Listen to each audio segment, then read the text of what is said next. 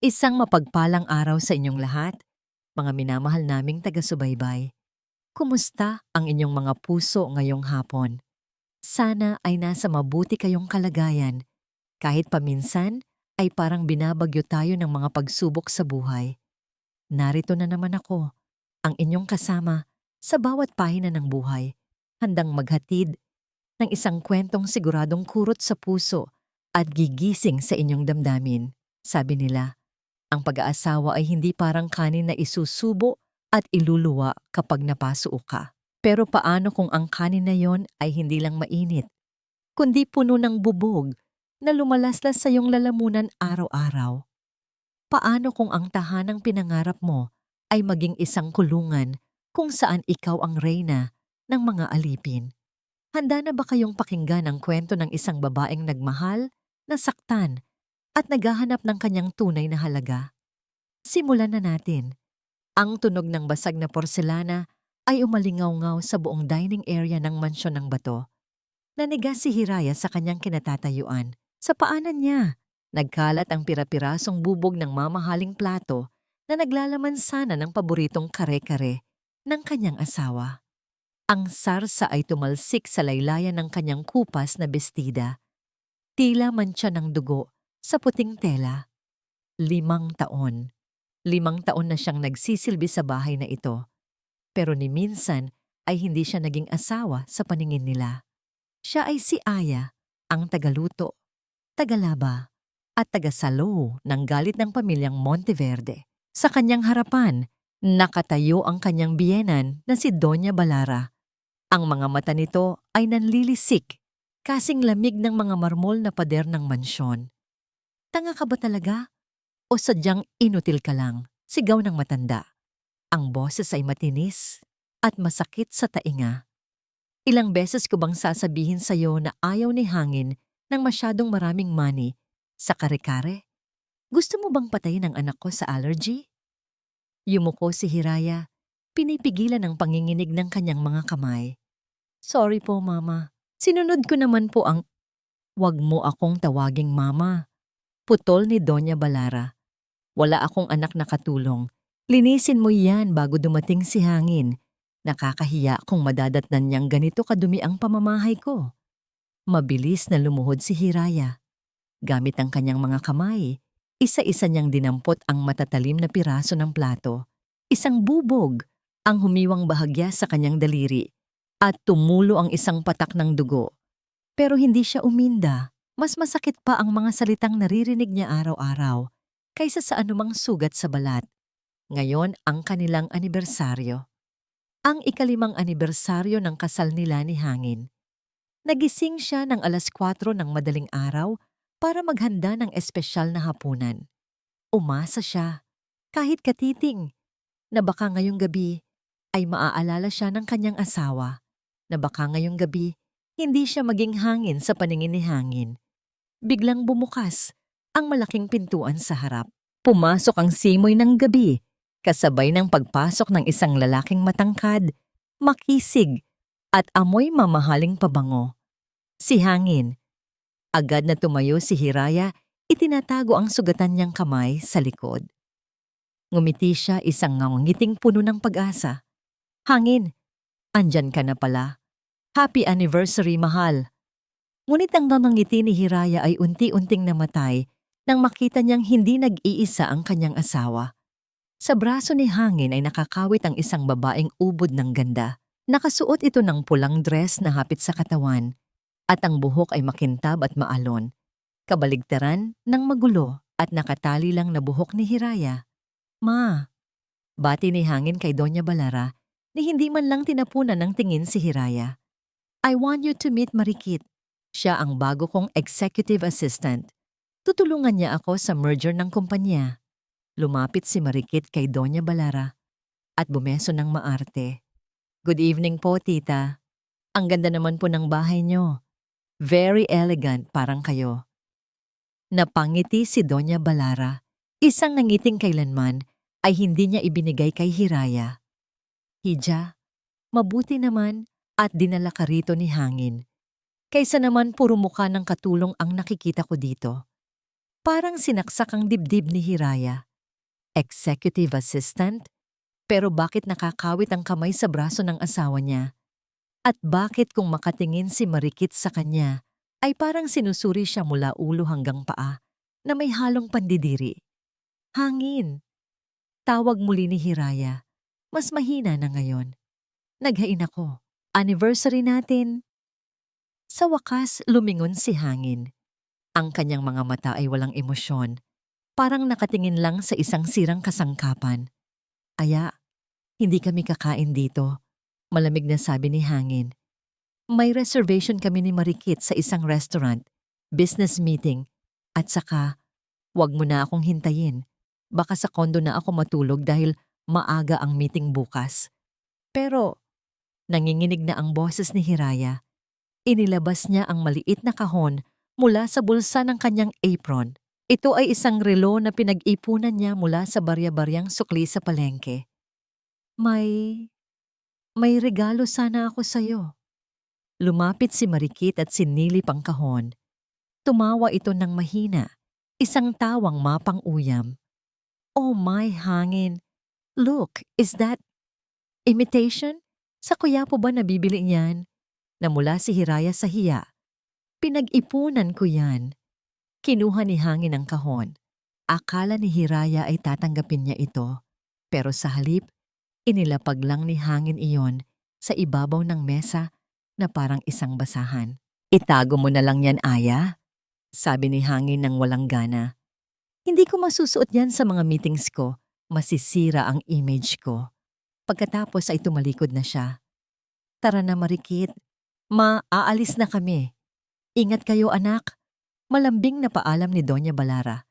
Nang makaalis ang dalawa, naiwan si Hiraya na nakatayo sa gitna ng sala. Ang luha na kanina pa niya pinipigilan ay tuluyan ng pumatak. Ang sakit. Sobrang sakit na parang hindi na siya makahinga. Oh, ano pang tinatayo-tayo mo dyan? Bulyaw ni Doña Balara habang papakyat ng hagdan. Itapon mo na yang niluto mo. Walang kakain yan. At siguraduhin mong malinis ang sahig bago ka matulog. Dahan-dahang naglakad si Hiraya pabalik sa kusina. Kinuha niya ang kare-kareng pinaghirapan niya at ibinuhos ito sa basurahan. Kasabay ng pagbagsak ng pagkain ay ang pagguho ng huling pag-asa sa puso niya. Wala na. Wala na siyang halaga sa bahay na ito. Habang nagpupunas siya ng sahig, naramdaman niyang nag-vibrate ang cellphone niya sa bulsa. Isang lumang Nokia na keypad lang ang gamit niya. Tiningnan niya ang screen. Nanay calling? Dali-dali niyang sinagot ito. Ang nanay niya sa probinsya ang tanging kakampi niya. Ang tanging rason kung bakit siya nagpapakatatag. Hello, Nay? Bati ni Hiraya. Pilit na pinasasaya ang boses. Napatawag po kayo? Kumain na po ba kayo? Sa kabilang linya, narinig niya ang mabibigat na paghinga. Aya? Ang boses ng nanay niya ay garalgal at mahina. Parang tinatangay ng hangin. Nay, bakit po? May sakit po ba kayo? Kinabahan si Hiraya. Mahigpit ang hawak niya sa basahan. Anak, hindi ko na kaya. Bulong ng matanda. Umuwi ka na, Aya. Parang awa mo na. Umuwi ka na. Nay, anong sinasabi niyo? Papadalhan ko po kayo ng gamot bukas. Magpapadala ako kay Hangin ng, wala na akong oras anak. Putol ng nanay niya. At sa pagkakataong ito, naramdaman ni Hiraya ang bigat ng bawat salita. Makinig ka. Sa ilalim ng kama ko, may itim na kahon. Kunin mo yon. Iyon ang susi sa tunay mong pagkatao. Iyon ang magliligtas sa'yo. Nay! Nay! Mahal na mahal kita anak ko. Patawarin mo ako kung itinago ko sa'yo ang katotohanan. Pagkatapos niyon, isang mahabang katahimikan ang bumalot sa linya. Sinundan ito ng tunog na nagpatigil sa mundo ni Hiraya. Tut! Tut! Tut! Nabitawan ni Hiraya ang telepono. Ang tunog ng pagbagsak nito sa sahig ay mas malakas pa kaysa sa pagkabasag ng plato kanina. Napaluhod siya, hindi dahil sa utos ni Doña Balara, kundi dahil nawalan na ng lakas ang kanyang mga tuhod. Sa malawak at malamig na mansyon na yon, isang impit na sigaw ang kumawala sa lalamunan ni Hiraya. Isang sigaw ng pangungulila, ng takot, at ng isang bagong simula na hindi niya inaasahan. Ang alipin ay naulila. Pero hindi niya alam, ang pagtatapos na ito ay siya palang simula ng pagbangon ng isang reyna. Hindi ka aalis. Ang boses ni Doña Balara ay parang latigo na humahampas sa katahimikan ng madaling araw. Nakatayo siya sa tuktok ng hagdan, nakabalabal ng mamahaling silk na robe, habang matalim ang tingin kay Hiraya na bitbit ang isang lumang bag. Ma, nagmamakaawa po ako. Hikbi ni Hiraya. Patay na ang nanay ko. Kailangan ko siyang puntahan. Kailangan niya ako. At paano ang bahay na ito? Sino ang magluluto? Sino ang mag-aasikaso sa mga kagamitan ni Hangin? Alam mong may malaking event siya sa susunod na araw? Muling bulyaw ng matanda. Ang mga mahihirap talaga, kung kailan kailangan sa trabaho, doon namamatayan. Nadurog ang puso ni Hiraya. Hindi siya makapaniwala na sa gitna ng kanyang pagluluksa, ang iniisip pa rin ng kanyang biyenan ay ang mga gawaing bahay. Eksaktong bumaba si Hangin mula sa itaas, inaayos ang kanyang kurbata. Kagagaling lang niya sa kondo at halatang wala ring tulog, pero hindi dahil sa pag-aalala kay Hiraya, kundi dahil sa magdamag na pakikipag-usap kay Marikit. Hangin, tulungan mo ako. Lapit ni Hiraya sa asawa, hinawakan niya ang braso nito. Ang nanay ko, wala na siya. Payagan mo na akong umuwi sa Isla Malaya. Tinignan ni Hangin ang kamay ni Hiraya sa kanyang braso, saka ito iwiwinaksi ng parang may dumi. Aya, huwag kang OA. Patay na yung tao, kahit pumunta ka doon. Hindi na siya mabubuhay. At saka, wala akong oras para ihatid ka sa pier. Marami akong ginagawa. Hindi ko hinihiling na ihatid mo ako. Sigaw ni Hiraya. Sa unang pagkakataon, ay nagawa niyang itaas ang kanyang boses. Hinihiling ko lang na hayaan mo akong magpaalam sa huling pagkakataon sa kaisa-isang taong nagmahal sa akin ng totoo. Nagulat si Hangin sa pagsigaw ni Hiraya, pero agad itong napalitan ng inis. Wala akong pera para sa pamasahe mo. Kung gusto mong umalis, humanap ka ng paraan. Pero tandaan mo, kapag lumabas ka sa pintong yan, huwag kang iiyak-yak sa akin kapag wala ka nang babalikang bahay. Hindi na sumagot si Hiraya. Pinunasan niya ang kanyang mga luha gamit ang likod ng kanyang palad. Kinuha niya ang kanyang bag at tumalikod. Sa bawat hakbang niya palayo sa mansyon ng bato, nararamdaman niya ang bigat ng ulan na nagsisimula ng pumatak sa labas. Pero mas mabigat ang pasya sa loob ng kanyang dibdib. Hindi na siya babalik bilang ang basahang si Aya. Pagdating niya sa Isla Malaya pagkalipas ng mahabang biyahe, bumungad sa kanya ang isang maliit at lumang dampa sa tabi ng dagat. Doon, sa gitna ng dalawang kandilang nauubos na, nakahiga ang kanyang ina sa isang simpleng kabaong. Walang masyadong tao, walang marangyang bulaklak. Tanging ang tunog lang ng alon ang sumasabay sa kanyang pagtangis. Nay, andito na ako, bulong ni Hiraya habang hinahaplos ang malamig na salamin ng kabaong. Patawarin niyo ako kung huli na ako. Patawarin niyo ako kung naging mahina ako. Naalala niya ang huling bilin ng ina. Ang itim na kahon sa ilalim ng kama. Nanginginig ang mga kamay ni Hiraya habang kinakapa ang ilalim ng kawayang papag. Doon, naramdaman niya ang isang matigas at maalikabok na bagay. Isang maliit na kahon na gawa sa mabigat na kahoy, may mga ukit na hindi pamilyar sa kanya. Nang buksan niya ito, hindi ginto o alahas ang bumungad sa kanya. Sa halip ay isang tumpok na mga legal na dokumento, isang lumang litrato ng kanyang ina na kasama ang isang lalaking mukhang mayaman at kagalang-galang at isang konsil o konselyo na gawa sa purong berdeng jade. Binasa ni Hiraya ang isa sa mga dokumento. Ang kanyang mga mata ay nanlaki. Property of Lampara Holdings, last will, and Testament of Don Ismael Monteverde. Sole Hair, Hiraya Magbanwa Monteverde. Monteverde? Bulong niya. Iyon ang apelyido ng kanyang asawa. Pero bakit ang pangalan niya ang nakasulat bilang tagapagmana ng isang kumpanyang bilyon-bilyon ang halaga? Biglang tumigil ang isang itim na sasakyan sa tapat ng kanilang dampa. Isang lalaking nakasuot ng barong at may dalang briefcase ang bumaba. Mukha itong seryoso at may awtoridad. Pumasok ang lalaki sa loob ng dampa at agad na yumukod nang makita si Hiraya. Magandang araw po, Senyorita Hiraya, wika ng lalaki. Ako po si Attorney Bayani, ang personal na abogado ng inyong lolo, si Don Ismael. Matagal na po kaming naghahanap sa inyo at sa inyong ina. Hindi makapagsalita si Hiraya, parang umiikot ang mundo niya. Lolo, ang nanay ko, siya ba ang Opo, Senyorita. Ang inyong ina, ang nag-iisang anak ni Don Ismael na nawala matapos ang isang malaking alitan sa pamilya, maraming taon na ang nakakalipas. Paliwanag ng abogado. Kayo ang tunay na may-ari ng Lampara Holdings. Kayo ang may-ari ng lahat ng lupang kinatatayuan ng mga negosyo ng pamilya ng inyong asawa. Bago pa man maabsorb ni Hiraya ang lahat, biglang tumunog ang kanyang cellphone. Si Hangin.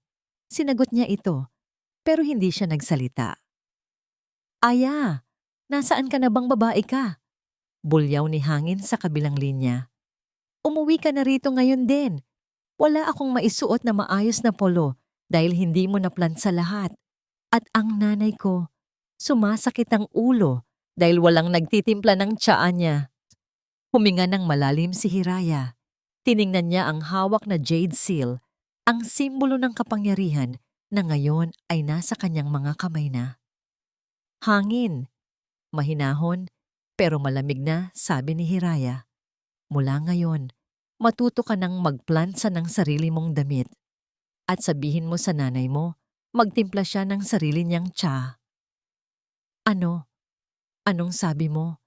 Nagmamatigas ka na ba dahil lang namatayan ka? Huwag mong subukan ang pasensya ko, Aya. Sigaw ni Hangin. Wala na si Aya, Hangin. Diretsong sagot ni Hiraya. Patay na siya kasabay ng nanay ko. At ang babaeng kausap mo ngayon, siya ang tatapos sa lahat ng kahibangan nyo. Pinatay ni Hiraya ang tawag at hinarap ang abogado. Attorney Bayani, kailan natin pwedeng simulan ang pagbawi sa lahat? Ngumiti ng bahagya ang abogado. Kahit anong oras niyo po gustuhin, senyorita. Tumingin si Hiraya sa huling pagkakataon sa kabaong ng kanyang ina. Wala na ang mga luha ng kahinaan. Ang natitira na lamang ay ang apoy ng determinasyon. Ang palasyo ng bato ay malapit ng gumuho. Isang linggo na ang nakalipas mula nang umalis si Hiraya at ang mansyon ng bato ay unti-unti nang nagmumukhang isang abandonadong bodega. Hangin, nasaan na ba ang paborito kong puting kumot? Bakit ang dumi-dumi na ng kwarto ko? At sino ang maglilinis ng kusina? Amoy panis na ang mga plato. Bulyaw ni Doña Balara habang pababa ng hagdan. Paypay ng paypay dahil hindi rin gumagana ang aircon sa sala. Si Hangin naman ay nakaupo sa sofa, magulo ang buhok at halatang stressed. Ang kanyang mamahaling suit ay may gusot at hindi maayos ang pagkakaplansa. Ma, huwag niyo na akong dagdagan ng iisipin. Wala si Marikit. Ayaw niyang pumunta rito dahil mabaho raw at walang nagsisilbi sa kanya. Yan ang sinasabi ko sa'yo. Yang Marikit na yan, maganda lang pero walang silbi sa bahay. Singhal ng matanda. Nasaan na ba yung si Aya? Bakit hindi pa bumabalik ang babaeng yon? Akala ba niya ay ganon-ganon na lang ang pag-alis niya? Sinubukan ko siyang tawagan, ma, pero the number you dialed is incorrect na ang sinasabi. Mukhang nagpalit na ng SIM card. Sagot ni Hangin na may halong inis at kaba.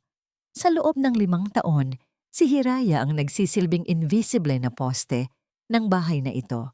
Hindi nila napansin na ang lahat ng kaginhawaan nila, mula sa malinis na medyas hanggang sa mainit na kape sa umaga, ay galing sa mga kamay na tinawag nilang mababa at marumi.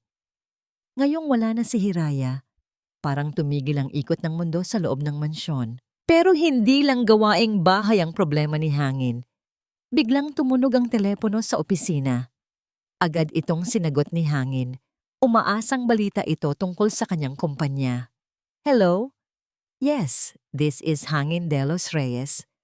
Good morning, Mr. de los Reyes. This is from the Legal Department of Lampara Holdings. Wika ng isang boses sa kabilang linya na seryoso at walang biro. Gusto lang naming ipaalam sa inyo na ang inyong loan na nagkakahalaga ng 50 milyong piso ay binili na ng aming kumpanya mula sa bangko. Nanlamig ang buong katawan ni Hangin. Ano? Paanong nangyari yon? Ang bangko ang kausap ko, hindi ba? Under the law, we have the right to acquire distressed debts. At dahil 3 buwan na kayong hindi nakakapagbayad, Lampara Holdings na ang may-ari ng inyong utang at kasama na doon ang inyong mansyon bilang collateral. Dagdag ng nasa telepono. Teka! Pwede ba nating pag-usapan to? Sino ang kailangang makausap? Pawis na tanong ni Hangin. Ang aming bagong CEO ang nag-utos nito. Magkakaroon ng board meeting bukas ng 10:00 ng umaga sa Lampara Tower. Inaasahan namin ang inyong presensya kung ayaw ninyong simulan namin ang foreclosure ng inyong mga ari-arian. Pagkababa ng telepono, napasandal si Hangin sa pader. Sino yun, anak? Tanong ni Doña Balara na kanina pa nakikinig. Ang Lampara Holdings, ma. Sila na ang may-ari ng utang natin.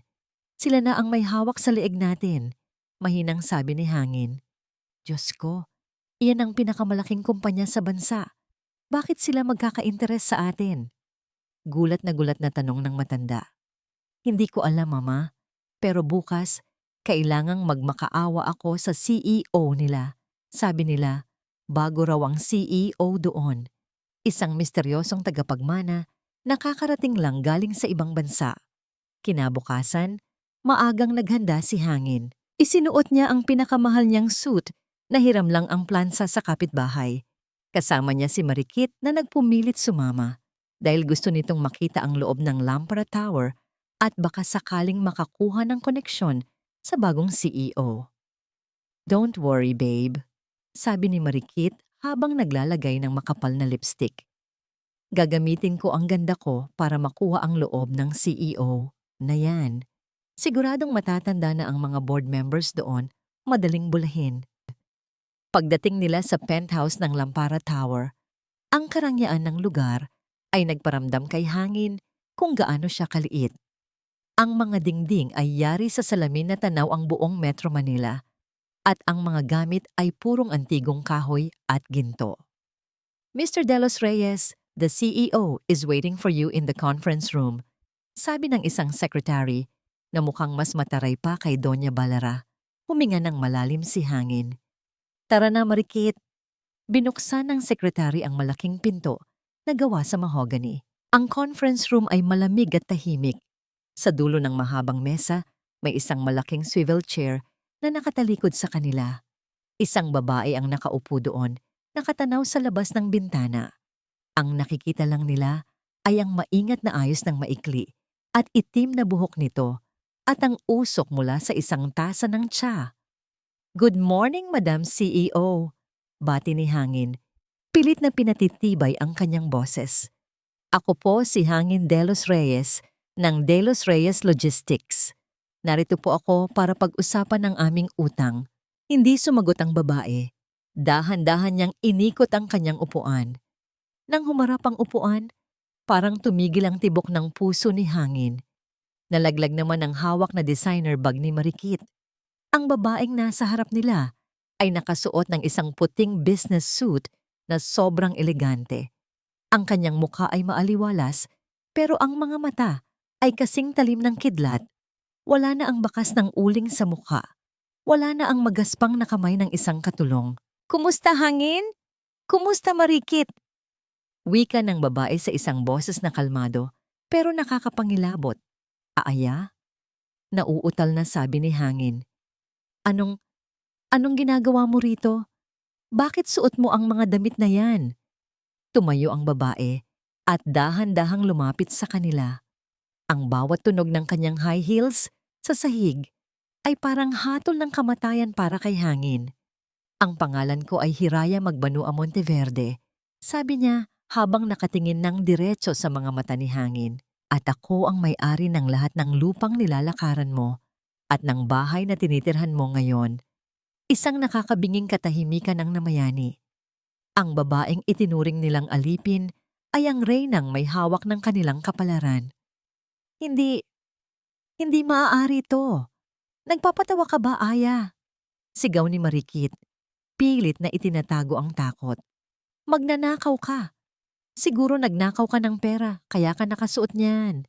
Hindi siya pinansin ni Hiraya. Tiningnan niya lang ang kanyang mga kuko at saka muling tumingin kay hangin. May 10 minuto ka para kumbinsihin ako kung bakit hindi ko dapat kunin ang mansyon niyo ngayong araw. Sabi ni Hiraya, sabay upo sa dulo ng mesa. Simulan mo na hangin at siguraduhin mong maganda ang performance mo. Gaya ng pag-arte mo na mahal mo ako sa loob ng 5 taon. Kumusta po kayong muli mga minamahal naming taga-subaybay? Ramdam niyo ba ang tensyon sa hangin? Sabi nila, ang karma ay parang ulan. Hindi mo alam kung kailan darating. Pero siguradong mababasa ang lahat ng nagtatago sa ilalim ng kasinungalingan. Ngayong araw, masasaksihan natin ang muling pag-usbong ng isang babaeng minsan nang tinapaktapakan. Ngunit ngayon ay may hawak na ng korona ng hustisya. Handa na ba kayong makita ang pagtiklop ng mga mapang-api? Halina't ituloy natin ang kwento ni Hiraya. Sa loob ng malawak na conference room, ang katahimikan ay tila isang kutsilyo na dahan-dahang humahati sa pagkatao ni hangin. Nakatitig lang si Hiraya sa kanya. Ang dati mapupungay at mapagmahal na mga mata ni Hiraya ay pinalitan na ng mga matatalim na sulyap na tila bumubutas sa mamahaling suit na suot ng asawa. Aya, paano? Paanong nangyari ito? Nauutal na tanong ni hangin. Ang kanyang mga kamay, na dati malakas manghablot ng braso ni Hiraya, ay nanginginig na ngayon sa ibabaw ng mesa. Sumandal si Hiraya sa kanyang swivel chair. Inilapag niya ang kanyang mga kamay na ngayon ay malinis, mapuputi, at may maayos na manicure. Ang tawag dito ay tadhana, hangin, o baka mas tamang tawaging paniningil. Akala niyo ba ay habang buhay niyo akong maikukulong sa kusina niyo? Hindi. Imposible ito, sigaw ni Marikit. Ang boses ay matinis at puno ng pagkapuot. Hangin, huwag kang maniwala sa kanya. Baka pakitang tao lang ang lahat ng ito. Baka nag-apply lang siyang model dito o baka kabit siya ng totoong CEO. Isang malutong na tawa ang kumawala sa mga labi ni Hiraya.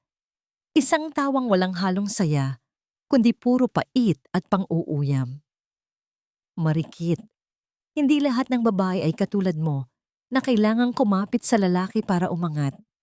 Ang kumpanyang ito ay ipinangalan sa lolo ko. Ang dugong na nananalaytay sa akin ay dugong Monteverde. Ang dugong kailanman ay hindi nyo maaabot kahit ibenta nyo pa ang mga kaluluwa nyo. Eksaktong bumukas ang pinto at pumasok ang isang lalaki. Matangkad, malapad ang balikat, at may taglay na awtoridad na mas matindi pa sa kahit sinong nakilala ni hangin. Siya si Kisig. Lumapit si Kisig kay Hiraya at tumayo sa likuran nito. Ang kanyang kamay ay dahan-dahang ipinatong sa balikat ng babae. Isang simbolo ng proteksyon at pagmamay-ari. Madam CEO, narito na ang mga dokumento para sa foreclosure ng mansyon ng Bato. Wika ni Kisig sa malalim at baritonong boses. Tumingin siya kay hangin ng may halong pandidiri. At narito rin ang listahan ng mga ari-arian ng De Los Reyes Logistics na isusubasta na sa susunod na linggo. Teka! Kisig! Sigaw ni hangin nang makilala ang lalaki. Ikaw ang dati naming business partner. Bakit ka nasa panig niya? Hindi ako nasa panig ng kung sino lang hangin. Malamig na sagot ni Kisig. Nasa panig ako ng katotohanan. At ang katotohanan ay matagal mo nang niloloko ang mga investors mo gamit ang perang ninakaw mo sa kumpanyang ito sa pamamagitan ng mga palsipikadong kontrata. Napaupo si Hangin sa panlulumo. Ang pawis sa kanyang noo ay tila gripo na hindi tumitigil. Aya, mahal, pag-usapan natin to. Mag-asawa tayo, di ba? Lahat ng sayo ay sa akin din. Pwede nating ayusin to. Iiwan ko si Marikit, babalik ako sayo. Gagawin nating maayos ang lahat. Nalaki ang mga mata ni Marikit. What? Hangin, anong sinasabi mo? Tumingin si Hiraya kay Hangin. Sa loob ng 5 taon, ito ang mga salitang pinangarap niyang marinig. Pero ngayon, imbes na kilig, ang naramdaman niya ay matinding dumi. Mag-asawa? Ulit ni Hiraya. Nasaan ang asawa ko nung mamatay ang nanay ko? Nasaan ang asawa ko nung hilingin ko ang kahit konting respeto? Nasaan ang asawa ko nung gabi-gabi akong umiiyak habang ikaw ay nasa kama ng ibang babae? Tumayo si Hiraya at lumapit kay Hangin. Ang amoy ng kanyang pabango, na dati amoy uling at bawang, ay amoy tagumpay na ngayon. Wala akong asawa, Hangin. Ang meron lang ako ay isang linta na sumipsip sa buhay ko. At ngayon, tatanggalin na kita sa balat ko. Kinuha ni Hiraya ang isang folder at inihagis ito sa tapat ni Hangin. Iyan ang kasunduan, sabi ni Hiraya. Ibibigay ko sa iyo ang pagkakataong hindi mabilanggo dahil sa estafa at malversation, pero may isang kondisyon. Ano? Kahit ano, gagawin ko, desperadong sabi ni Hangin. Ngumiti si Hiraya, isang nangiting kasing lamig ng yelo. Pirmahan mo ang turnover ng mansyon ng bato sa pangalan ko, pero hindi sapat yon. Gusto ko, ang nanay mo, si Doña Balara, ang mismo ang mag-aabot sa akin ng susi ng bahay habang nakaluhod sa harapan ko, sa harap ng lahat ng mga katulong na minaltrato niya. Ano? Hindi gagawin ni Mama yon. Sobrang taas ng pride niyon, sigaw ni Hangin. Kung ganoon, ihanda niyo na ang mga orange na damit niyo, sagot ni Hiraya sabay talikod. Dahil bukas na bukas din, kukunin ng mga pulis ang kumpanya niyo at kukunin ng bangko ang bahay niyo. Matutulog kayo sa kalsada na kasama ang pride niyo. Aya, sandali, habol ni Hangin, pero hinarangan siya ni Kisig. Madam CEO, is busy, Mr. De Los Reyes, sabi ni Kisig habang itinataboy ang kamay ni Hangin. You have 24 hours. Make it count. Nang makalabas ang dalawa na tila mga basang sisiw, naiwan si Hiraya at Kisig sa loob ng silid. Bahagyang nanginig ang mga balikat ni Hiraya. Hindi dahil sa takot, kundi dahil sa bigat ng emosyong binitawan niya. Naramdaman niya ang mainit na palad ni Kisig sa kanyang likuran. Ayos ka lang ba, Hiraya? Huminga ng malalim si Hiraya.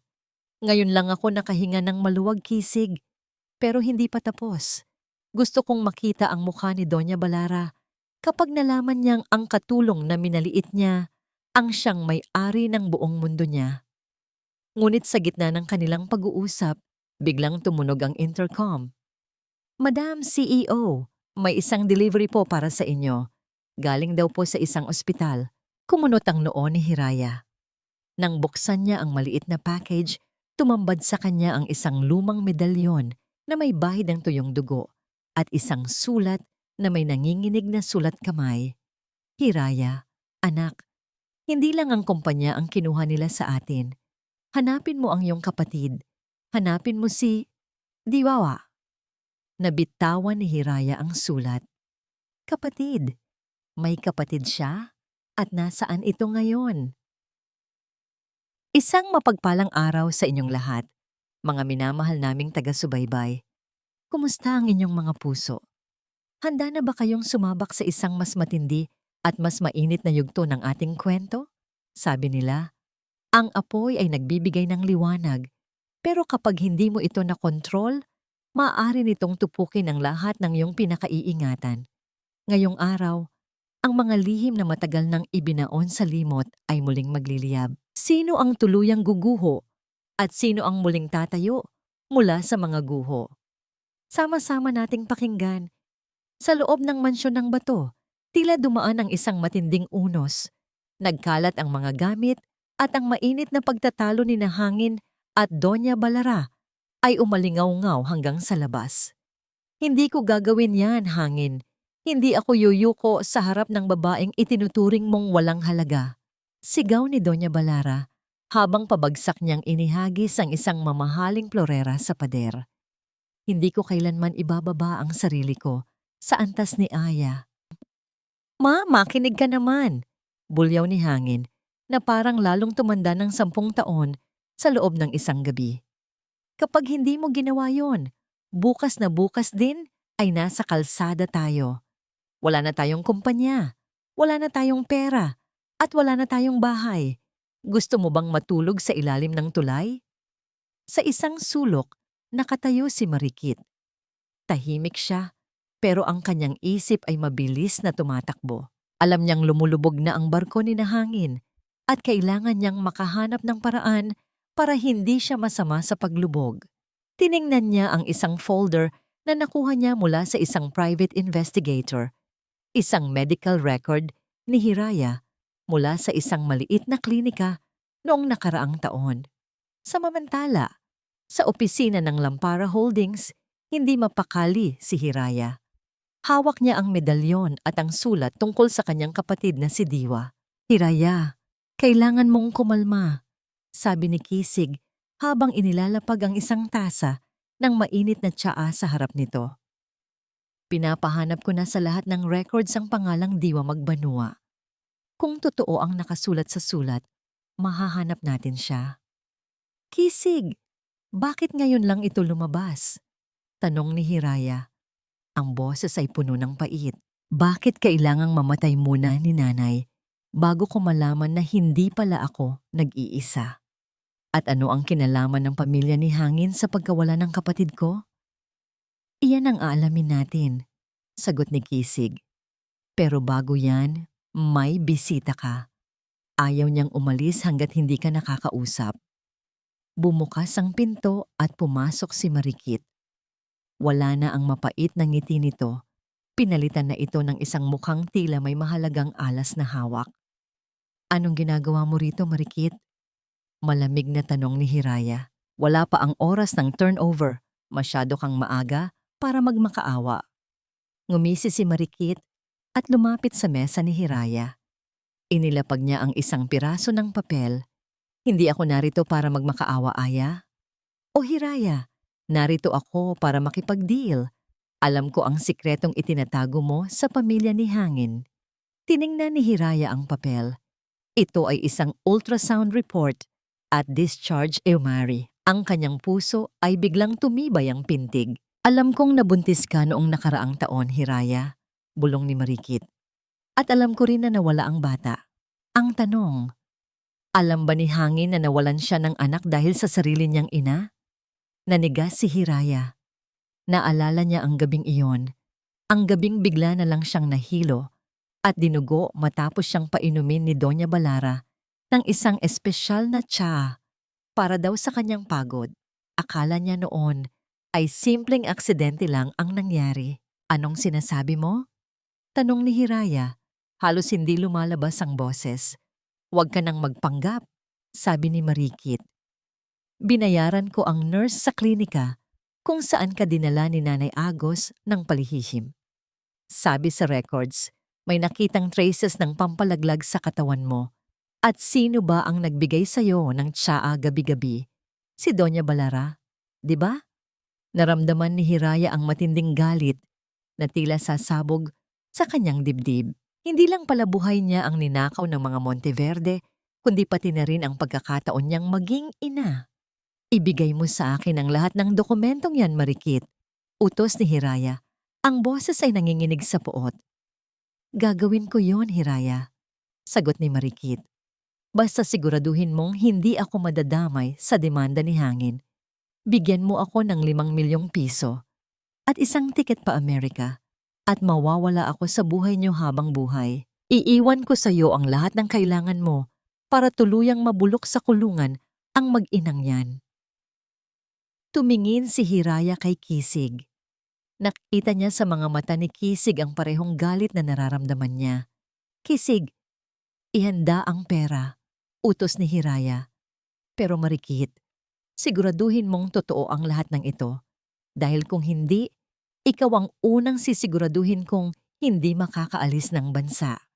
Nang makuha ni Hiraya ang mga dokumento, binasa niya ito ng paulit-ulit. Ang bawat salita ay parang isang bala na tumatama sa kanyang puso.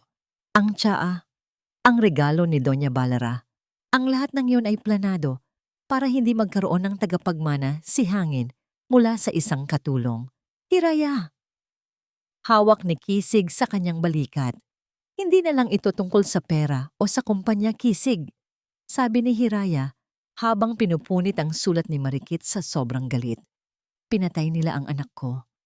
Pinatay nila ang apo nila dahil lang sa dumi ng tingin nila sa akin. Tumayo si Hiraya at tiningnan ang kanyang sarili sa salamin. Ang kanyang mga mata ay wala ng bahid ng awa. Ihanda ang sasakyan, wika ni Hiraya.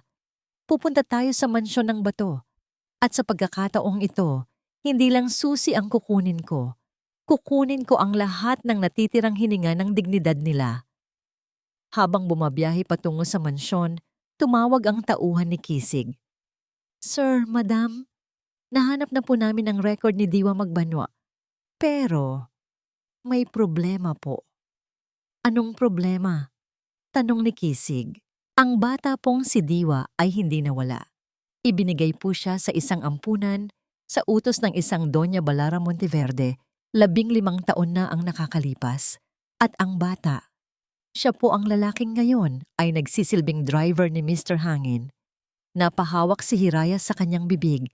Ang kapatid niya, ang sarili niyang dugo, ay ginagawa ring alipin ng pamilyang iyon sa loob ng maraming taon nang hindi niya nalalaman. Isang pinagpalang oras sa inyong lahat, mga minamahal naming tagapakinig. Kumusta ang inyong mga pakiramdam? Handa na ba kayong harapin ang katotohanang mas mapait pa sa kape at mas masakit pa sa sugat ng kahapon?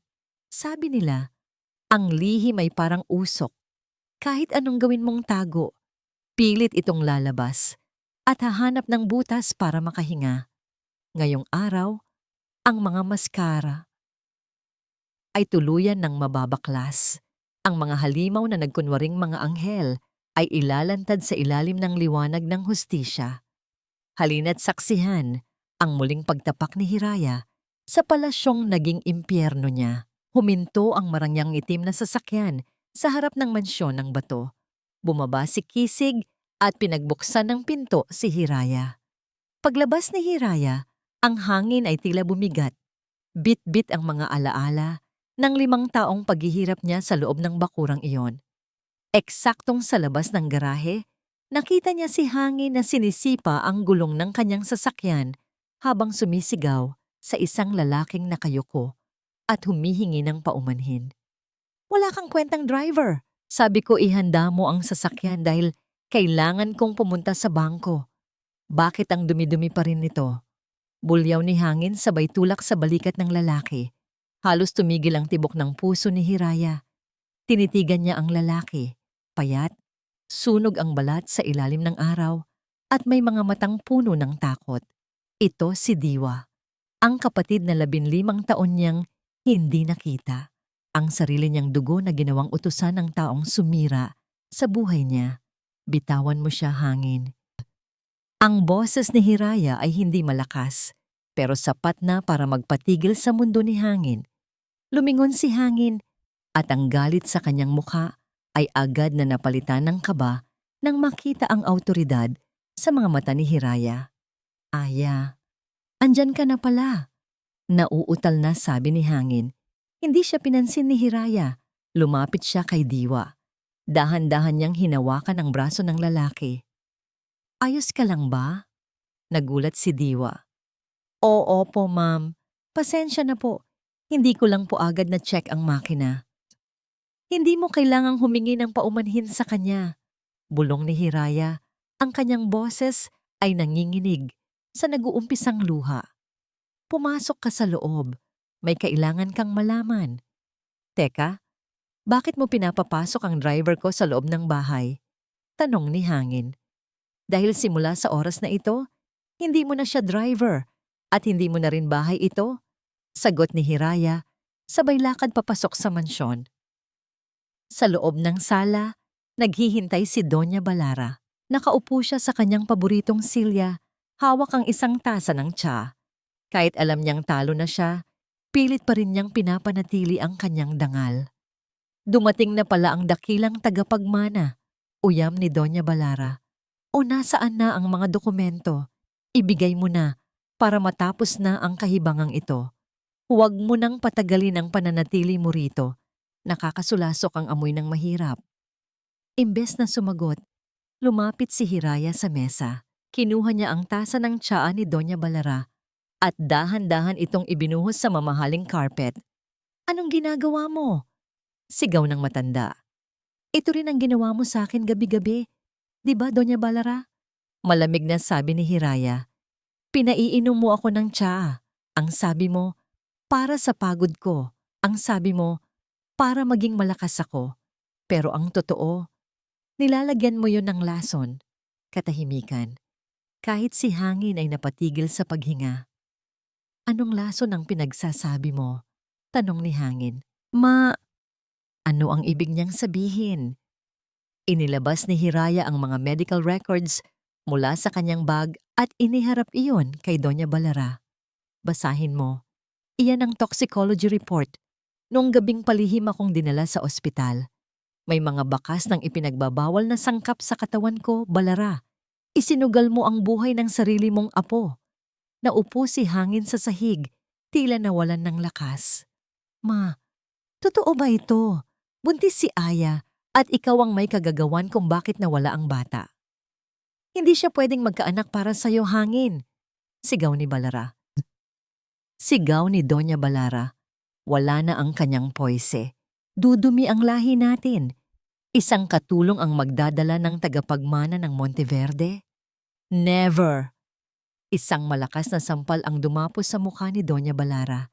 Hindi mula kay Hiraya, kundi mula sa sariling galit na nararamdaman ni Hiraya para sa kanyang nawalang sanggol. Halimaw ka! Bulong ni Hiraya. Pero hindi pa dyan nagtatapos ang kasalanan mo. Hinarap ni Hiraya si Diwa na nakatayo malapit sa pintuan, lito at natatakot. Diwa, lumapit ka! Tawag ni Hiraya. Nang makalapit ang lalaki, inilabas ni Hiraya ang medalyon na nakuha niya sa gamit ng kanyang ina. Ito ang kapares ng medalyon na suot mo sa loob ng t-shirt mo, di ba? Ang sabi mo sa akin noon, iyan lang ang tanging alaala mo mula sa ampunan. Nanginginig na inilabas ni Diwa ang kanyang kwintas. Magkaparehong magkapareho. Ang dalawang medalyon, kapag pinagsama, ay bumubuo sa isang buong puso. Diwa, ako ang kapatid mo. Hagulgol ni Hiraya. Ang nanay ko ay nanay mo rin. Ipinamigay ka ng babaeng ito, 15 taon, na ang nakakalipas, para hindi mo makuha ang parte mo sa kumpanya na dapat ay sa atin. Napahawak si Diwa sa pader. Kakapatid, ikaw ang ate ko. Tumingin si Hiraya kay Doña Balara na ngayon ay nanginginig na rin sa takot. Ninanakawan mo ako ng pamilya. Pinatay mo ang anak ko. Ginawa mong alipin ang kapatid ko sa sarili mong pamamahay. Wika ni Hiraya, ang boses ay parang hatol mula sa langit. Hangin, pumili ka. Sasama ka sa nanay mo sa kulungan o pipirmahan mo ang lahat ng kailangan ko para mabulok siya doon ng mag-isa? Tumingin si Hangin sa kanyang ina, pagkatapos ay kay Hiraya, at huli ay kay Diwa, ang lalaking sinisipa-sipa niya lang kanina. Patawarin mo ako, Aya. Hiraya, hikbi ni Hangin. Hindi ko alam. Wala akong alam. Ang kawalan ng alam ay hindi rason para maging malupit, Hangin, sabi ni Kisig habang pumapasok ang mga pulis sa loob ng mansyon. Habang pinapaspasan ng posa si Doña Balara, tumingin siya kay Hiraya nang may huling hirit ng puot. Akala mo ba tapos na to? Isinusumpa kita, Hiraya. Hindi ka rin magiging masaya. Pinanood ni Hiraya ang paglabas ng kanyang biyenan mula sa bahay na yon. Naramdaman niya ang kamay ni Diwa na humawak sa kanyang palad. Sa wakas, magkasama na sila. Pero sa kabila ng tagumpay, may isang bagay na bumabagabag sa kanya. Hiraya, tawag ni Kisig. May tumatawag mula sa ospital. Si Marikit na aksidente ang sasakyang sinasakyan niya patungong airport. At bago siya mawalan ng malay, may binanggit siyang pangalan. Sino? Tanong ni Hiraya. Ismael, ang lolo mo. Sabi niya, buhay pa ang lolo mo at itinatago siya sa isang secret facility ng pamilya De Los Reyes. Nanlaki ang mga mata ni Hiraya. Ang laro ay hindi pa tapos. Mas malalim pa ang balon ng kasinungalingan kaysa sa inaakala niya. Magandang araw sa inyong lahat, mga minamahal naming taga-subaybay. Kumusta ang inyong mga puso? Handa na ba kayong sumama sa amin sa isang gabi na puno ng tensyon at pasabog? Sabi nila, ang huling hapunan ay hindi lang tungkol sa pagkain, kundi tungkol sa pagtatapos ng isang kabanata at pagbubukas ng panibagong katotohanan. Ngayong gabi, ang mansyon ng bato ay magiging saksi sa huling pagtutuos. Sino ang mananatiling nakatayo at sino ang tuluyang lulubog sa sariling putik? Halina't pakinggan natin ang pagpapatuloy ng kwento ni Hiraya. Ang mansyon ng bato na dati ay puno ng pangungutya at pambubulas kay Hiraya, ngayon ay nababalot ng isang kakaibang liwanag. Ang mga mesa ay natatakpan ng mamahaling puting tela. Ang mga kristal na baso ay nagniningning sa ilalim ng mga chandelier at ang amoy ng masasarap na pagkain ay humahalimuyak sa paligid. Pero sa kabila ng karangyaan, may mabigat na atmosfera na tila nagbabadya ng isang malakas na unos. Ito ang huling gabi na ang pamilya De Los Reyes ay mananatili sa loob ng mansyong ito bago ang tuluyang turnover. At si Hiraya, bilang bagong may-ari, ang nag-imbita sa kanila para sa isang huling hapunan. Nakaupo si Hiraya sa kabisera ng mesa. Sa kanyang kanan ay si Kisig at sa kanyang kaliwa ay ang kanyang kapatid na si Diwa na ngayon ay nakasuot na ng maayos na polo at hindi na mukhang utusan. Sa kabilang dulo ng mesa, nakaupo si Hangin, maputla, tuliro at tila isang taong nawalan na ng kaluluwa matapos makulong ang kanyang ina. Salamat at pinaunlakan niyo ang imbitasyon ko, Hangin. Simula ni Hiraya habang dahan-dahang hinihiwa ang steak sa kanyang plato. Gusto ko lang na maging maayos ang pag-alis niyo rito. Gusto ko ng closure. Hindi makatingin ng diretso si Hangin. Bakit kailangan pa ng ganito, Hiraya? Nakuha mo na ang lahat. Ang kumpanya, ang bahay, pati ang dangal namin. Ano pa ba ang gusto mo? Gusto ko lang itanong. Huminto si Hiraya at tinitigan si Hangin. Nasaan ang lolo ko? Nabitawan ni Hangin ang kanyang tinidor. Ang lolo mo? Patay na si Don Ismael, Hiraya. Lahat tayo alam yon. 10 taon na siyang wala. Huwag mo akong lokohin, Hangin. Biglang tumayo si Diwa. Ang galit sa kanyang boses ay hindi na mapigilan. Sinabi ni Marikit ang totoo bago siya nawalan ng malay. Buhay si Lolo Ismael. Itinatago niyo siya. Hindi ko alam ang sinasabi niyo. Sigaw ni Hangin. Pero ang panginginig ng kanyang boses ay nagpapakita ng kabaligtaran. Kahit anong pilit niyo, wala akong maibibigay na impormasyon. Ngumiti ng bahagya si Hiraya.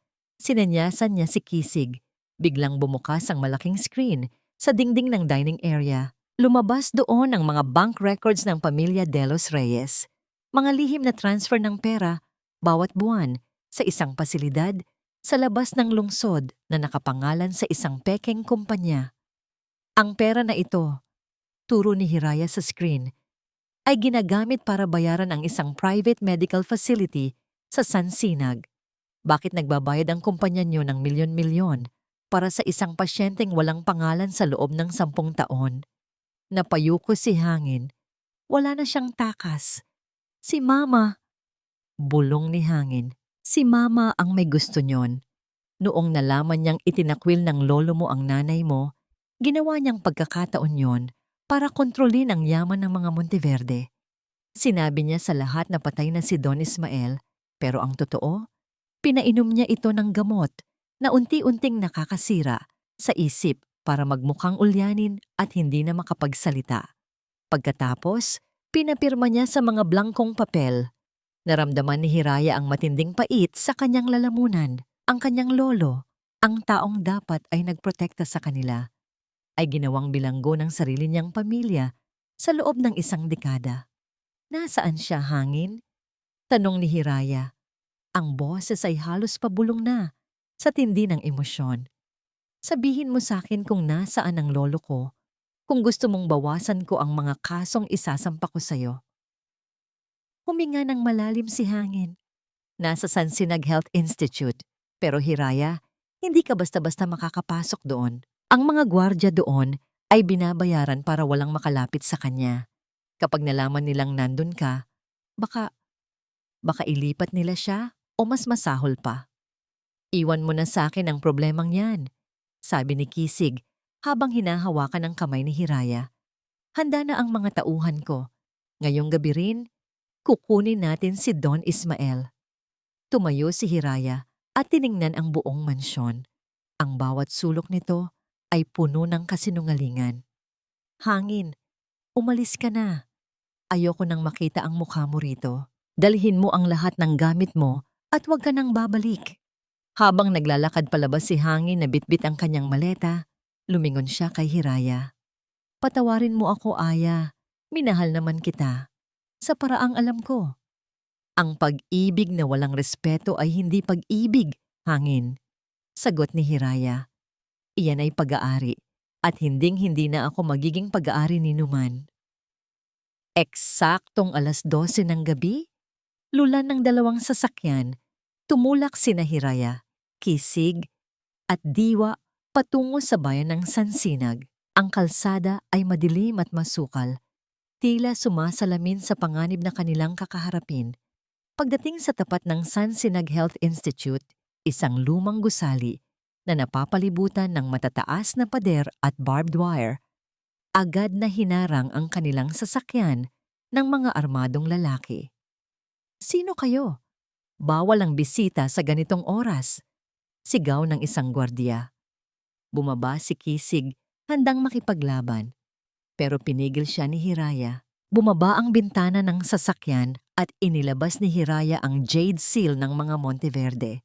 Ako si Hiraya Monteverde. Narito ako para kunin ang lolo ko. Matapang na sabi ni Hiraya. Umalis kayo sa daan kung ayaw niyong mabulok sa kulungan kasama ng mga amo niyo. Nagkatinginan ang mga gwardiya. Mukhang nag-aalangan sila. Pero biglang tumunog ang isang sirena mula sa loob ng institute. Patayin ang mga ilaw. May nakapasok. Sigaw ng isang boses mula sa speaker. Biglang may putok ng baril na umaling-awngaw. Isang bala ang tumama sa salamin ng sasakyan ni Hiraya. Hiraya, dapa! Sigaw ni Kisig habang hinihila siya pababa. Sa gitna ng kaguluhan, nakita ni Hiraya ang isang anino sa bintana ng ikatlong palapag. Isang matandang lalaki na nakatitig sa kanila. May hawak na maliit na lampara. Ang puso ni Hiraya ay tumibok ng napakabilis, ang lolo niya. Pero bago pa sila makakilos, isang malakas na pagsabog ang yumanig sa buong gusali. Nagsimulang lumiyab ang ikatlong palapag. Lolo! Hindi! Kisig! Ang lolo ko! Ang hiyaw ni Hiraya ay mas matindi pa sa ingay ng naglalagablab na apoy. Hindi na niya inisip ang sariling kaligtasan. Pilit siyang kumakawala sa pagkakahawak ni Kisig. Ang kanyang mga mata ay nakapako sa bintana ng ikatlong palapag kung saan huling nakita ang anino ng matanda. Hiraya, makinig ka! Mapanganib na sa loob!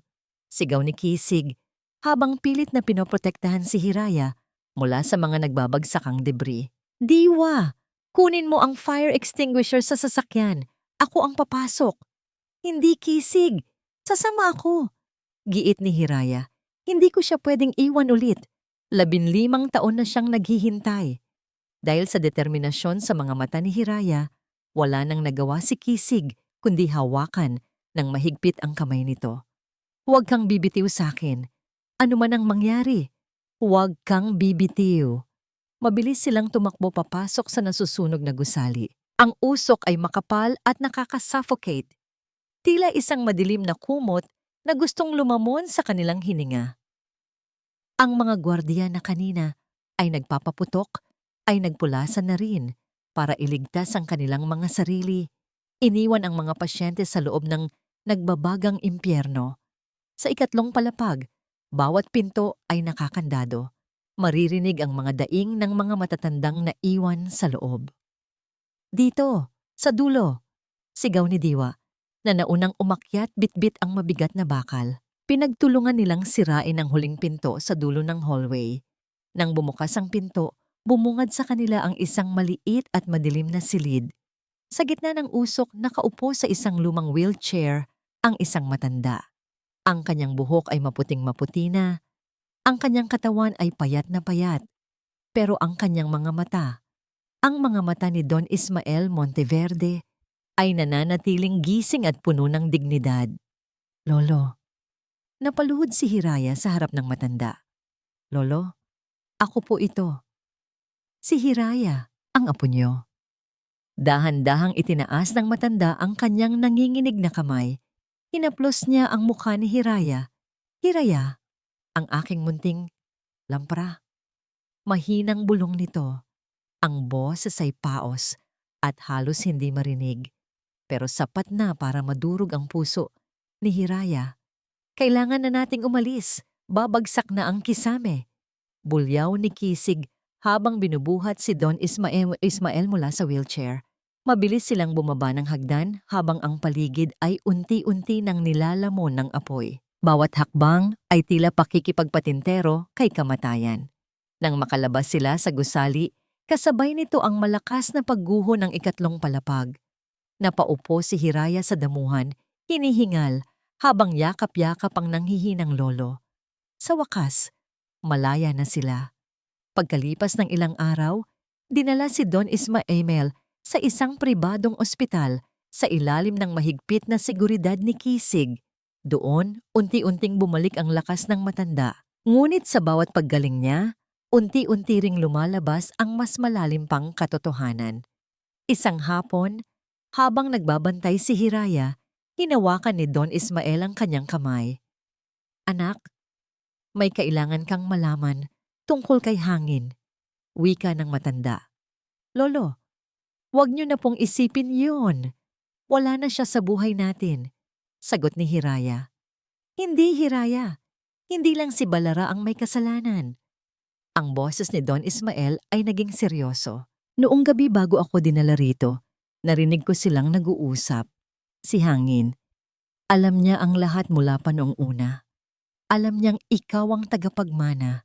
Pinakasalan ka niya hindi dahil mahal ka niya, kundi dahil iyon ang tanging paraan para hindi mapunta sa iba ang yaman ng mga Monteverde habang itinatago nila ako.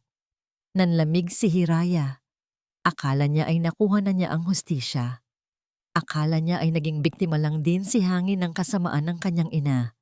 Pero ang totoo, si Hangin ang utak ng lahat. At may isa pa, dagdag ni Don Ismael, ang aksidente ni Marikit. Hindi iyon aksidente. Si Hangin ang nag-cut ng brake ng sasakyan niya dahil natatakot siyang magsalita ang babae. Naramdaman ni Hiraya ang isang kakaibang kilabot. Si Hangin, ang lalaking minahal niya, ay isang mamamatay tao. Eksaktong pagkatapos sabihin niyon ni Don Ismael, bumukas ang pinto ng kwarto. Pumasok si Kisig. Ang mukha ay balisa. Hiraya, kailangan nating umalis dito ngayon din. Ngayon din, mabilis na sabi ni Kisig. Bakit? Anong nangyayari? Nakatakas si Hangin sa custody ng mga pulis. At hindi lang yon. Kinuha niya si Diwa. Napatayo si Hiraya, ang kanyang mundo ay muling nayanig. Ano? Nasaan ang kapatid ko? Iniabot ni Kisig ang kanyang cellphone. Isang video message ang natanggap nila. Sa screen, makikita si Diwa na nakatali sa isang upuan sa loob ng isang abandonadong bodega. ang lumang warehouse ng De Los Reyes Logistics na malapit sa bangin ng Isla Malaya. Sa likod ni Diwa, lumitaw ang mukha ni Hangin. Wala na ang maayos na lalaki. Ang kanyang mga mata ay puno na ng kabaliwan. "Hiraya, mahal ko," sabi ni Hangin sa video habang nilalaro ang isang lighter malapit sa mukha ni Diwa. "Sabi mo, gusto mong tapusin ang lahat, di ba?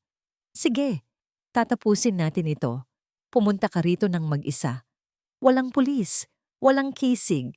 Kung hindi, ang huling makikita mo sa kapatid mo ay ang paglipad niya patungo sa mga alon. May 1 oras ka." Namatay ang video. Napahawak si Hiraya sa kanyang dibdib. Ang huling laban ay hindi gaganapin sa boardroom, kundi sa lugar kung saan nagsimula ang lahat ng kanyang sakit. "Kisig, kailangan kong pumunta," matapang na sabi ni Hiraya habang pinapahid ang kanyang luha. "Hindi kita hahayaang pumuntang mag-isa, Hiraya. It's a trap," pigil ni Kisig. "Alam ko, pero kapatid ko ang nakataya rito," sagot ni Hiraya. "Pero hindi ako pupunta doon para magmakaawa. Pupunta ako doon para tapusin ang halimaw na nilikha ko sa pamamagitan ng pananahimik ko noon." Isang mapagpalang sandali sa inyong lahat, mga minamahal naming taga-subaybay. Narito na tayo sa isa sa pinakamahalaga at pinakamapusok na bahagi ng ating kwento. Sabi nila, ang pinakamahirap na gawin ay hindi ang paghihiganti, kundi ang pagpapakawala sa puot na matagal nang nanahan sa ating puso. Ngayong gabi, sa gitna ng unos at sa bingit ng kamatayan, susubukin ang katatagan ni Hiraya. Mapapanalo ba ng pag-ibig at kapatawaran ang laban sa dilim ng kahapon? O tuluyan bang lalamunin ng bangin ang lahat ng pag-asa? Sabay-sabay nating tunghayan. Ang hangin sa Isla Malaya ay may dalang alat ng dagat at amoy ng papalapit na bagyo. Huminto ang sasakyan ni Hiraya, ilang metro ang layo, mula sa abandonadong bodega na nakatayo sa gilid ng matarik na bangin. Ang mga alon sa ibaba ay naglalakihang humahampas sa mga bato, tila mga gutom na hayop na naghihintay ng biktima. Huminga ng malalim si Hiraya.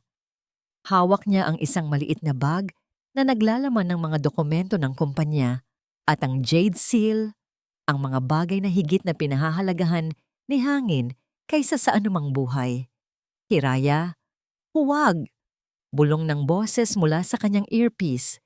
Si Kisig iyon, nakatago sa di kalayuan kasama ang ilang mga tauhan. "Masyadong delikado. Hayaan mong kami ang pumasok." "Hindi, Kisig," mahinahon pero determinadong sagot ni Hiraya. Hawak niya si Diwa. "Isang maling galaw niyo, itutulak niya ang kapatid ko. Kailangan ko itong gawin ng mag-isa. Magtiwala ka sa akin." Dahan-dahang pumasok si Hiraya sa loob ng madilim na bodega. Ang tanging liwanag ay nagmumula sa isang lumang lampara sa gitna ng silid. Doon, nakita niya si Diwa. Nakatali ang mga kamay at paa. May busal sa bibig at nakaupo sa isang silyang kahoy na nasa mismong gilid ng bukas na pintuan patungo sa bangin. Sa likuran ni Diwa, nakatayo si Hangin. Ang kanyang buhok ay gulo-gulo. Ang kanyang mga mata ay nanlilisik sa puyat at desperasyon. Hawak niya ang isang mahabang kutsilyo na nakatutok sa leeg ni Diwa. "Dumating ka rin, aking reyna," uyam ni Hangin. Ang kanyang boses ay may halong tawa na nakapapangilabot. "Ito na ang gusto mo, Hangin." Itinaas ni Hiraya ang bag na hawak niya. Ang lahat ng dokumento, ang titulo ng mansyon at ang jade seal ng mga Monteverde. "Kunin mo na lahat. Pakawalan mo lang ang kapatid ko." "Akala mo ba ganun lang kadali iyon?" sigaw ni Hangin, lalong idiniin ang kutsilyo sa leeg ni Diwa. "Sinira mo ang buhay ko, Hiraya. Kinulong mo ang nanay ko. Ginawa mo akong katawa-tawa sa harap ng lahat. Ngayon, gusto mo ng palitan? Gusto kong maramdaman mo ang mawalan ng lahat. Hangin, makinig ka." Hakbang ni Hiraya ng dahan-dahan. Hindi ako ang sumira sa buhay mo. Ang sarili mong kasakiman at ang maling pagmamahal ng nanay mo ang nagdala sa inyo rito. May pagkakataon ka pa. Ibigay mo sa akin si Diwa at hahayaan kitang makaalis. Hindi ka susundan ng mga pulis sa loob ng 24 oras.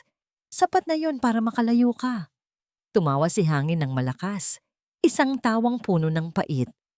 24 oras? Para saan? Para habang buhay akong magtago na parang daga? Hindi, Hiraya. Kung babagsak ako, isasama ko ang pinakamahalagang tao sa'yo para habang buhay mo ring bitbitin ang bigat ng konsensya mo. Biglang naramdaman ni Hiraya ang takot para sa kanyang kapatid. Nakita niya ang luha sa mga mata ni Diwa. Hangin, parang awa mo na. Pagmamakaawa ni Hiraya, bumababa ang kanyang boses. Minahal kita. Sa kabila ng lahat ng pananakit mo, sa kabila ng pagtrato niyo sa akin na parang hayop, may bahagi sa akin na umasa na magbabago ka. Huwag mong dagdagan ang kasalanan mo. Pakawalan mo, si Diwa, ako na lang ang kunin mo. Napatigil si Hangin. Tila may kumislap na panghihinayang sa kanyang mga mata nang marinig ang salitang minahal. Pero agad itong napalitan ng dilim. Huli na ang lahat, Aya. Bulong ni Hangin. Biglang sumipa si Diwa ng malakas, dahilan para mawalan ng balanse ang silya. Sa bilis ng pangyayari, nahulog ang silya patungo sa bangi. Diwa! Tili ni Hiraya. Mabilis na tumakbo si Hiraya at sa isang milagro ay naabutan niya ang dulo ng lubid na nakatali sa silya. Napasubsob siya sa sahig, ang kanyang mga braso ay tila mababali sa bigat ni Diwa na nakabitin sa hangin sa ibabaw ng naglalakihang alon. Hiraya! Sigaw ni Kisig habang lumalabas mula sa pinagtataguan. Ang mga tauhan niya ay agad na pinalibutan si Hangin. Si Hangin naman ay tila nabigla sa kanyang ginawa. Nakatayo lang siya doon, nakatingin sa kanyang mga kamay na nanginginig. Nang makita niyang papalapit ang mga pulis, tumakbo siya patungo sa dulo ng bangin, sa tabi ni Hiraya. Bitawan mo na siya, Hiraya. Mamamatay rin kayong dalawa. Sigaw ni Hangin. Balak na sipain ang mga kamay ni Hiraya. Pero bago pa niya magawa yon, dumating si Kisig at sinunggaban si Hangin. Nagkaroon ng matinding pagbubuno sa gilid ng bangin. Sa gitna ng kaguluhan, aksidenteng nadulas si Hangin sa basang damuhan. Nakakapit si Hangin sa isang nakausling ugat ng puno sa gilid ng bangin. Ilang pulgada lang ang layo mula sa kinaroroonan ni Hiraya. Sa ilalim niya ay ang kamatayan. Tulungan mo ako, Hiraya. Tulungan mo ako. Sigaw ni Hangin. Ang mukha ay balot na ng matinding takot. Hinihingal si Hiraya. Ang kanyang mga kamay ay sugatan na sa pagpigil sa lubid ni Diwa. Tinulungan siya ng mga tauhan ni Kisig na mahila si Diwa pabalik sa ligtas na lugar. Nang masiguro niyang ligtas na ang kapatid, lumingon si Hiraya kay Hangin. Tumingin siya sa mga mata ng lalaking naging asawa niya, ang lalaking pumatay sa kanilang anak, ang lalaking nagnakaw ng kanyang kabataan. Hiraya, patawarin mo ako. Iligtas mo ako. Pagmamakaawa ni Hangin. Ang ugat na kinakapitan niya ay unti-unti nang nababaklas sa lupa. Lalapit sana si Kisig para hilingin kay Hiraya. Nahayaan na lang si Hangin, pero pinigil siya ni Hiraya. Dahan-dahang inilahad ni Hiraya ang kanyang kamay kay Hangin. Hiraya, anong ginagawa mo? Sigaw ni Kisig. Pagkatapos ng lahat? Hindi ko ito ginagawa para sa kanya, Kisig. Sagot ni Hiraya. Ang mga mata ay puno ng luha pero kalmado. Ginagawa ko ito para sa sarili ko. Ayokong maging katulad nila. Ayokong matulog sa gabi na may bitbit na dugo sa aking mga kamay. Inabot ni Hangin ang kamay ni Hiraya. Sa huling sandali, bago tuluyang bumigay ang ugat, nahila siya ni Kisig at Hiraya pabalik sa itaas. Nakaligtas si Hangin. Pero sa sandaling tumapak ang kanyang mga paa sa lupa, sinalubong siya ng mga posas ng mga pulis. Napaluhod si Hangin sa harap ni Hiraya, umiiyak ng malakas. Bakit? Bakit mo ako iniligtas? Tinitigan siya ni Hiraya ng may habag, pero wala ng pag-ibig. Iniligtas kita para pagbayaran mo ang lahat ng ginawa mo sa loob ng kulungan. Iniligtas kita dahil tapos na ang kapangyarihan mo sa akin. Malaya na ako, hangin. At ang kapatawaran ko, ang huling bagay na kailanman, ay hindi mo na makukuha. Tumalikod na si Hiraya at niyakap ang kanyang kapatid na si Diwa. Sa di kalayuan, sumisikat na ang araw sa likod ng mga ulap. Ang unos ay lumipas na. Isang mapayapang araw sa inyong lahat, mga minamahal naming taga-subaybay. Narito na tayo sa huling pahina naming ating paglalakbay. Sabi nila, ang bawat pagtatapos ay isa lamang bagong simula na nakabalat kayo. Minsan, kailangan nating mawala ang lahat. Ang ating yaman, ang ating pangalan, at pati na ang ating puso, para lamang mahanap ang tunay nating sarili. Ngayong araw, sasabayan natin si Hiraya sa kanyang huling hakbang patungo sa kalayaan. Handa na ba kayong magpaalam at bumati ng isang bagong umaga? Isandalang likod, ipikit ang mga mata, at pakinggan ang huling yugto ng ating kwento. Ang tunog ng malalakas na busina ng sasakyan at ang ingay ng lungsod ay pinalitan na ng banayad na himig ng mga alon at huni ng mga ibon. Sa dalampasigan ng Isla Malaya, isang maliit na paaralan na gawa sa kawayan at nipa ang nakatayo. Dito, ang mga bata ay hindi lang natututong magbasa, kundi natututo ring mangarap, mga pangarap na walang sino man ang pwedeng kumuha. Isang taon na ang nakalipas.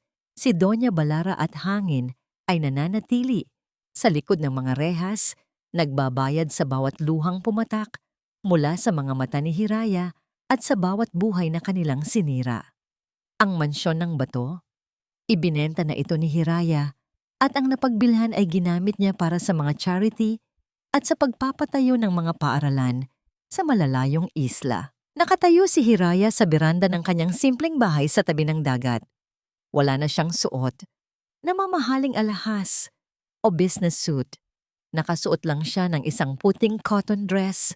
Ang kanyang buhok ay hinahayaan niyang tangayin ng hangin at ang kanyang mukha ay wala ng bahid ng pait. Tanging kapayapaan na lamang.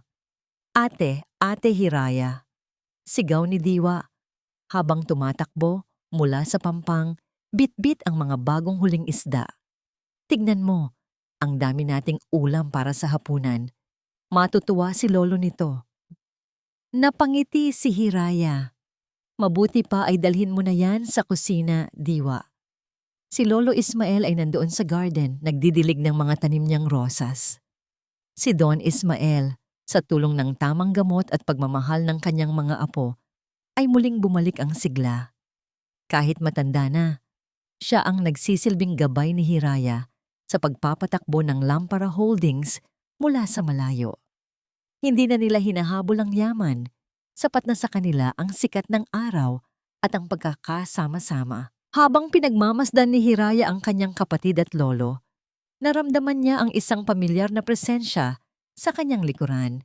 Hindi na niya kailangang lumingon para malaman kung sino ito.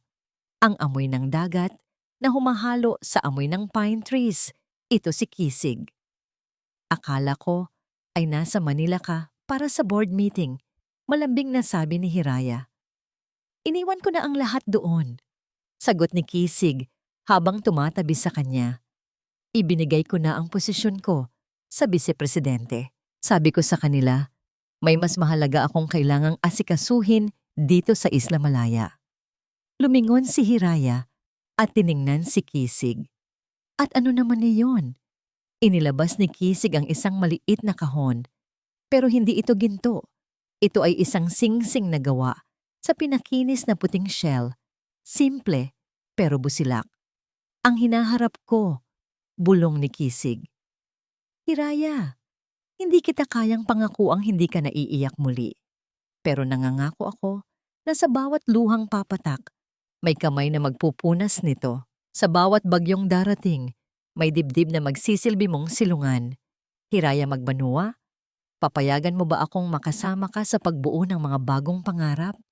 Tumulo ang luha sa mga mata ni Hiraya, pero sa pagkakataong ito, hindi ito luha ng sakit.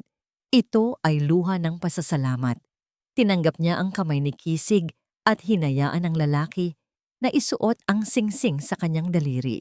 Sabi ni nanay noon, ang tunay na reyna ay hindi ang may suot ng korona, kundi ang babaeng kayang bumangon mula sa abo. Wika ni Hiraya. Akala ko noon ay kailangan ko ng pera at kapangyarihan para maging malaya. Pero mali pala ako. Ang tunay na kalayaan ay ang pagpapatawad sa nakaraan at ang pagyakap sa kasalukuyan ng walang takot. Hinalikan ni Kisig ang noo ni Hiraya habang ang araw ay dahan-dahang lumulubog sa abot-tanaw, nagbibigay ng kulay ginto sa buong Isla Malaya. Ang kwento ni Aya, ang katulong na minaliit, ay natapos na. At dito nagsisimula ang kwento ni Hiraya, ang babaeng nahanap ang kanyang liwanag sa gitna ng dilim. Isang babaeng malaya, minahal, at higit sa lahat, buo.